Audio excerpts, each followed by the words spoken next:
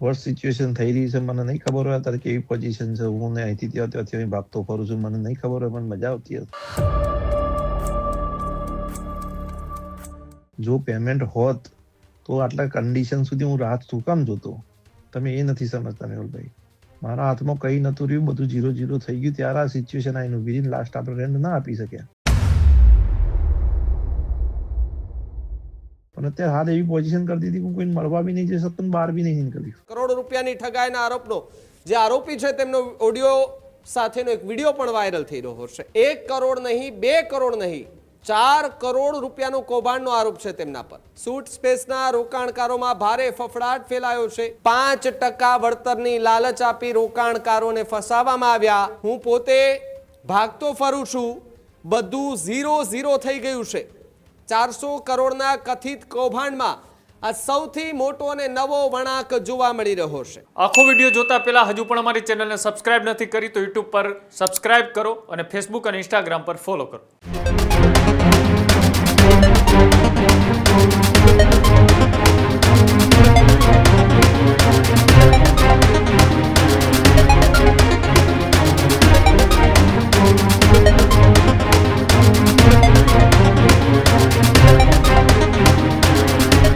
Suit space company કે જેમણે હજારો એવા લોકો છે, રોકાણકારો છે, તેમની પાસેથી પૈસા લીધા હતા, જે બાદ હવે એવો આરોપ લાગી રહ્યો છે કે તેઓનું ઉઠમણું થઈ ચૂક્યું છે, એટલે કે ફરાર થઈ ચૂક્યા છે. જ્યાં કરોડ રૂપિયાની ઠગાઈના આરોપનો જે આરોપી છે તેમનો ઓડિયો સાથેનો એક વિડીયો પણ વાયરલ થઈ રહ્યો છે.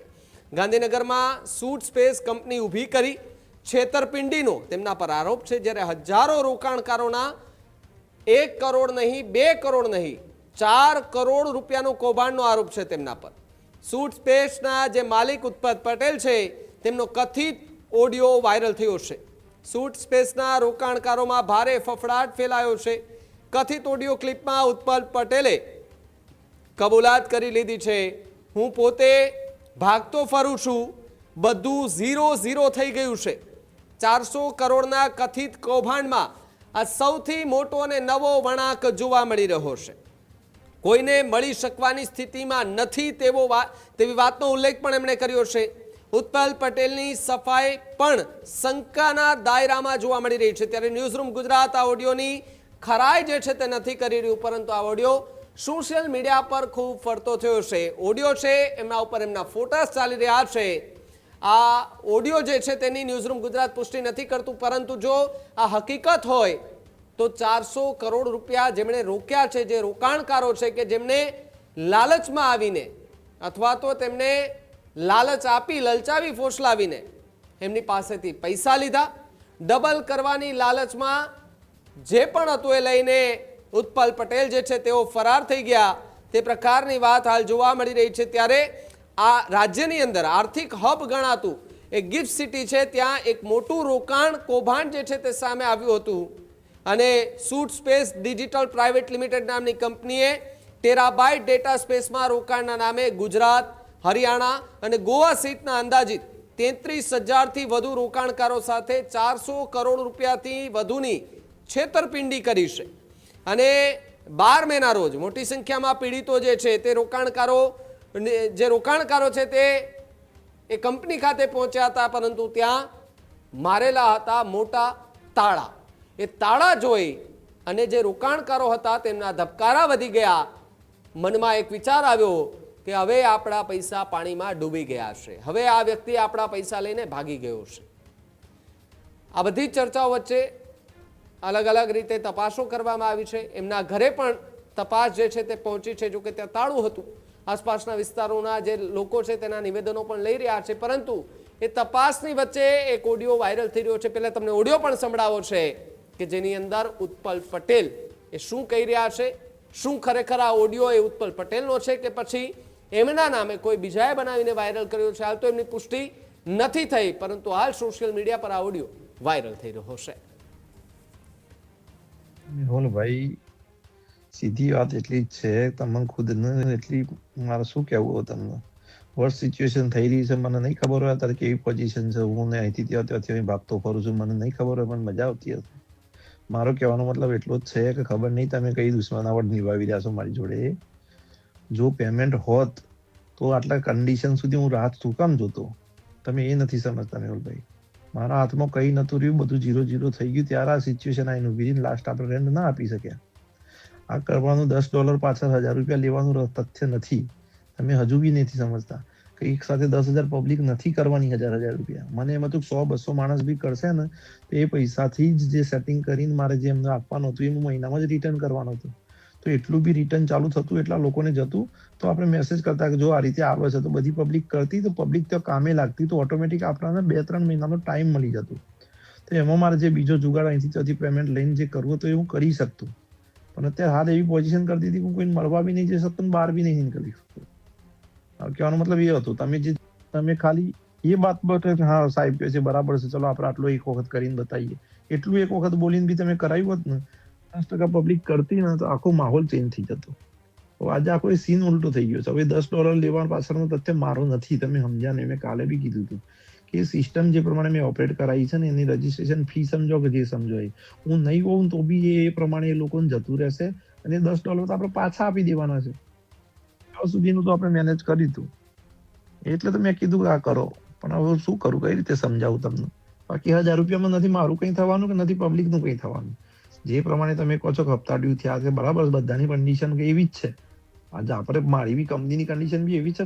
મેહુલભાઈ, સીધી વાત એટલી જ છે, તમને ખુદને એટલી મારે શું કહેવું તમને. વર્સ્ટ સિચ્યુએશન થઈ રહી છે, મને નહીં ખબર હોય અત્યારે કેવી પોઝિશન છે. હું ને અહીંથી ત્યાંથી ભાગતો ફરું છું, મને નહીં ખબર હોય, પણ મજા આવતી હશે. મારો કહેવાનો મતલબ એટલો જ છે કે ખબર નહીં તમે કઈ દુશ્મનાવટ નિભાવી રહ્યા છો મારી જોડે. જો પેમેન્ટ હોત તો આટલા કન્ડિશન સુધી હું રાત શું કામ જોતો? તમે એ નથી સમજતા મેહુલભાઈ. મારા હાથમાં કઈ નતું રહ્યું, બધું 0-0 થઈ ગયું ત્યારે આ સિચ્યુએશન આવીનું. વિધિન લાસ્ટ આપણે રેન્ટ ના આપી શક્યા. આ કરવાનું $10 પાછળ ₹1000 લેવાનું તથ્ય નથી. તમે હજુ બી નથી સમજતા કે એક સાથે 10,000 પબ્લિક નથી કરવાની. ₹1000 મને એમાં તો 100-200 માણસ બી કરશે ને તો એ પૈસાથી જ જે સેટિંગ કરીને મારે જે એમને આપવાનું હતું એ હું મહિનામાં જ રિટર્ન કરવાનું હતું. તો એટલું બી રિટર્ન ચાલુ થતું, એટલા લોકોને જતું તો આપણે મેસેજ કરતા કે જો આ રીતે આવે છે, તો બધી પબ્લિક કરતી, તો પબ્લિક તો કામે લાગતી, તો ઓટોમેટિક આપણને 2-3 મહિનાનો ટાઈમ મળી જતો. તો એમાં મારે જે બીજો જુગાડ અહીંથી ત્યાંથી પેમેન્ટ લઈને જે કરવું તો એ હું કરી શકતો. પણ અત્યારે હાલ એવી પોઝિશન કરી દીધી કે હું કોઈને મળવા બી નહીં જઈ શકતો, બહાર બી નહીં નીકળી શકતો. કહેવાનો મતલબ એ હતો, તમે ખાલી એ વાત બટ હા સાહેબ કહે છે બરાબર છે, ચલો આપણે આટલો એક વખત કરીને બતાવીએ, એટલું એક વખત બોલીને બી તમે કરાવ્યું હોત ને, 50% પબ્લિક કરતી ને તો આખો માહોલ ચેન્જ થઈ જતો.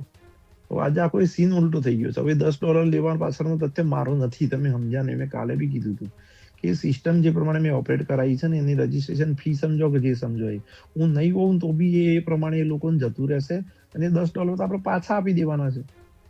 ત્યાં સુધીનું તો આપણે મેનેજ કર્યું હતું. એટલે તો મેં કીધું કે આ કરો, પણ હવે શું કરું, કઈ રીતે સમજાવું તમને? બાકી ₹1000 નથી મારું કંઈ થવાનું કે નથી પબ્લિકનું કંઈ થવાનું. જે પ્રમાણે તમે કહો છો કે હપ્તા ડ્યુ થયા છે, બરાબર, બધાની કન્ડિશન એવી જ છે. આજે આપણે મારી બી કંપનીની કન્ડિશન બી એવી છે. તો જે રીતે તમે આ ઓડિયો સાંભળ્યો, જેની અંદર જે પોતે ઉત્પલ પટેલ છે તે કહી રહ્યો છે કે હવે બધું પૂરું થઈ ચૂક્યું છે, કંપનીની હાલત કફોડી બની ગઈ છે, કોઈને મળી શકવાની સ્થિતિમાં નથી, બધું 0-0 થઈ ગયું છે, હું પોતે ભાગતો ફરું છું. આ પ્રકારની વાતનો ઉલ્લેખ આ ઓડિયોની અંદર કરવામાં આવ્યો છે. આંકડો જે છે તે પણ ફરીવાર આપણે કહી દઉં, 400 કરોડ રૂપિયાનો આંકડો આવી રહ્યો છે સામે. 400 કરોડના કથિત કૌભાંડની વાત અહીંયા થઈ રહી છે, ઠગાઈની વાત જે છે તે કરવામાં આવી રહી છે. 5% વળતરની લાલચ આપી રોકાણકારોને ફસાવવામાં આવ્યા. આ કૌભાંડનો મુખ્ય સૂત્રધાર એ ઉત્પલ પટેલ, મૂળ અરવલ્લી જિલ્લાનો રહેવાસી હોવાનું પણ સામે આવ્યું હતું. જોકે એમના ઘર સુધી તપાસ પહોંચી છે. તેણે ગિફ્ટ સિટીની અંદર આલિશાન ઓફિસ ખોલી અને ભવ્ય ઇન્વેસ્ટમેન્ટ કરાવનાર જે લોકો છે, એટલે કે એમાં ઇન્વેસ્ટ કરી શકે એવા લોકોને પોતાની તરફ આકર્ષ્યા હતા. ઇવેન્ટ પણ યોજી અને લોકોને પોતાની તરફ આકર્ષવામાં એણે બધું જ કર્યું છે. લોકોને પોતાની તરફ લઈ જવામાં એણે નવા કામ કર્યા છે અને લોકો એમની પાસે પહોંચ્યા છે. લોકો એકા ડબલની લાલચમાં સીધા ત્યાં જાય, પરંતુ એકા ડબલ તો નથી થતા. એક હોય છે એ પણ પછી નથી રહેતું. રોકાણકારોના જણાવ્યા અનુસાર એક વાત અહીંયા એ પણ ખુલાસો થઈ રહ્યો છે કે શરૂઆતના તબક્કામાં વળતર જે છે તે સમયસર આપવામાં આવતું હતું. કંપનીએ લોકોનો વિશ્વાસ પણ જીત્યો હતો. જોકે જોત જોતામાં ઘણા લોકોએ 5 લાખથી લઈને 3 કરોડ જેવી રકમ એ ત્યાં રોકી દીધી અને છેલ્લા 2 મહિનાથી પેમેન્ટ બંધ થઈ જતા રોકાણકારોના જીવ અધ્ધર થઈ ગયા હતા. પીડિત રોકાણકાર એક હતા, તેમણે એવું જણાવ્યું હતું કે ઉત્પલ પટેલ છેલ્લા કેટલાય દિવસથી સંપર્ક વિહોણા છે. અગાઉ જ્યારે તે વાત કરતા હતા ત્યારે રોકાણકારોને ધમકી પણ આપતા હતા, એટલે કે ધમકાવતા પણ હતા. જો પોલીસ ફરિયાદ કે કેસ થશે તો તેને તકલીફ પડશે અને જો તેને તકલીફ પડશે તો કોઈને પૈસા પાછા નહીં મળે. હાલમાં તેઓ ફરાર છે અને એ બધાની વચ્ચે એક ઓડિયો જે છે તે વાયરલ થતા હાલ તો ખળભળાટ મચી જવા પામ્યો છે. ત્યારે 400 કરોડનો જે આંકડો અને ઠગાઈની વાત કરવામાં આવી છે એ જ ઉત્પલ પટેલના નામે એક ઓડિયો સોશિયલ મીડિયા પર વાયરલ થતા હાલ ચર્ચાનો વિષય બન્યો છે. આ જ પ્રકારની તમામ અપડેટ જોવા માટે ન્યૂઝરૂમ ગુજરાતને લાઇક, શેર અને સબસ્ક્રાઇબ કરવાનું ભૂલતા નહીં.